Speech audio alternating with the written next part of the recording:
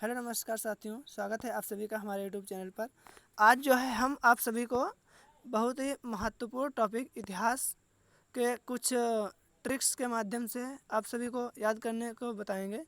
तो आइए स्टार्ट करते हैं। ये जो है सबसे पहला जो है आज का टॉपिक है।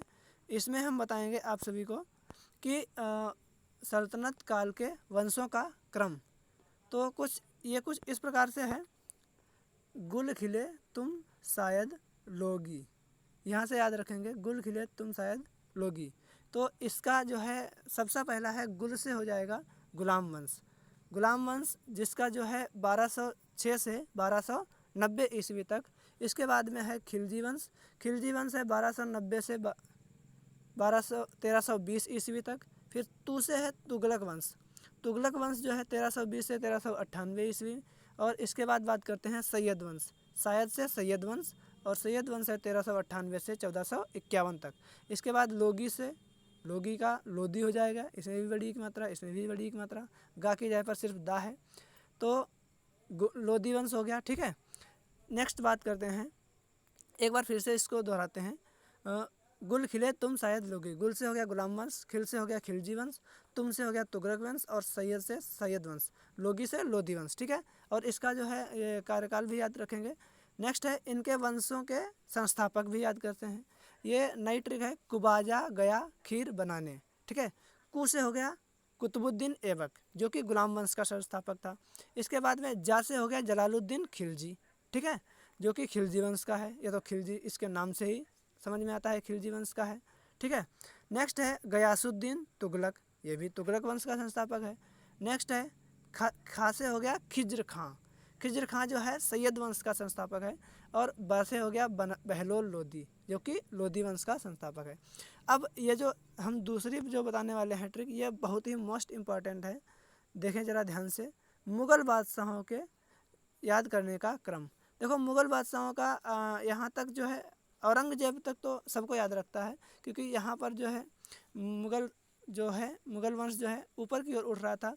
और जैसे ही मुग़ल वंश नीचे की ओर गिरना, यानी मुग़ल वंश का पतन शुरू हुआ, उसके बाद के जो है वो शासक जो हैं थोड़ा सा कंफ्यूज करते हैं, और एग्जामिनेशन में आ जाए तो और भी ज़्यादा। तो इसके लिए एक अच्छी सी ट्रिक है, तो ये ध्यान से देखें।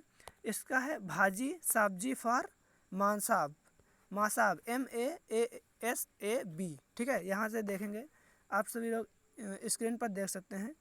तो भाजी साबजी मासाब, भाजी का BHAJI यहाँ पर लिख लिया हमने है BHAJI, यानी इतना पहले देखते हैं भाजी। फिर उसके बाद में है साबजी SABJI। ठीक है, इतना बताते हैं। तो बी से हो गया बाबर, एच से हो गया हुमायूं, ए से हो गया अकबर। ठीक है, और जी से हो गया जहांगीर। और इनका कार्यकाल भी देखते चलते हैं। बाबर का 1526 से 1530, और हुमायूं का 1530 से 1540 तक। और उसके बाद में जो है आप लोग जानते हैं कि शेरशाह सूरी ने हुमायूं को हरा दिया था 1539 में। तो 40 में वो बाहर हो गया भारत से। तो 1540 से 1555 के बीच में उसका शेरशाह सूरी का शासनकाल चला, सूरी वंश की स्थापना की उसने। और इसके बाद में जो है फिर से 1555 में शेरशाह सूरी को हुमायूं ने हराया। तो 55 और 56 में जो है हुमायूं की मृत्यु हो गई। उसके बाद में अकबर आते हैं। ऐसे अकबर का जो है 1566 ईस्वी से 1605 ईस्वी, सॉरी 1556 से 1605 ईस्वी तक, ये 66 गलत लिख गया है। और इसके बाद में है JI से जहांगीर, इसकी जो है 1605 से 1627 ईस्वी तक। नेक्स्ट है इसके बाद में S से शाहजहाँ, शाहजहाँ का 1627 से 1658 ईस्वी तक कार्यकाल। इसके बाद ए से है औरंगजेब, औरंगजेब 1658 से 1707 ईस्वी तक।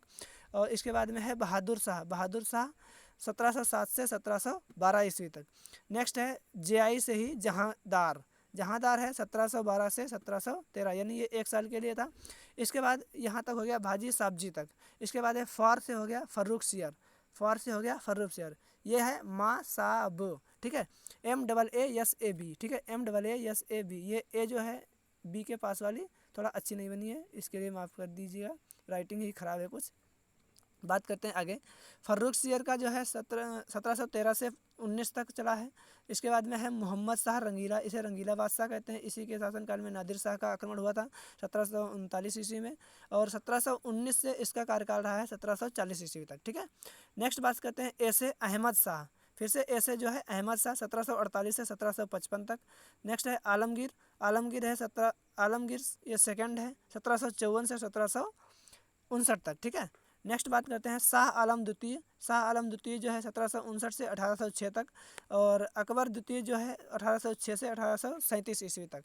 नेक्स्ट लास्ट आता है बहादुर शाह जफर, जो कि लास्ट अंतिम शासक था, और 1837 से 1857 तक। इसके बाद में हो गई 1857 की क्रांति, और इसको अंग्रेज़ों ने भेज दिया रंगून, और वहाँ पर इसकी मृत्यु हो गई। तो अब जो बात करते हैं, एक बार क्या फिर से रिवाइज करवा दिया जाए, चलो देखते हैं, एक बार थोड़ा जल्दी से करते हैं। सल्तनत काल के वंशों का क्रम, गुल खिलेज तुम शायद लोगी, गुल से हो गया गुलाम वंश, खिल से हो गया खिलजी वंश, तुग से हो गया तुगलक वंश, सैयद से हो गया सैयद वंश, और लोधी से हो गया लोगी से हो गया लोधी वंश। नेक्स्ट बात करते हैं वंशों के क्रम के संस्थापक कुतुबुद्दीन ऐबक गुलाम वंश, और जलालुद्दीन खिलजी वंश, और गयासुद्दीन तुगलक वंश के संस्थापक, और खीर से हो गया खिजर खां से हो गया ये है सैयद वंश का संस्थापक। नेक्स्ट बात करते हैं बनाने बा से हो गया बहलोल लोधी वंश का संस्थापक। मुगल शासकों के याद करने का क्रम क्या है, बी से हो गया बाबर, एस से हो गया हुमायूं, सॉरी इसकी जो ट्रिक है भाजी साहब मासाब, ये जरूर याद रखना है, यही नहीं याद होगा तो बनेगा क्रम कैसे, ठीक है।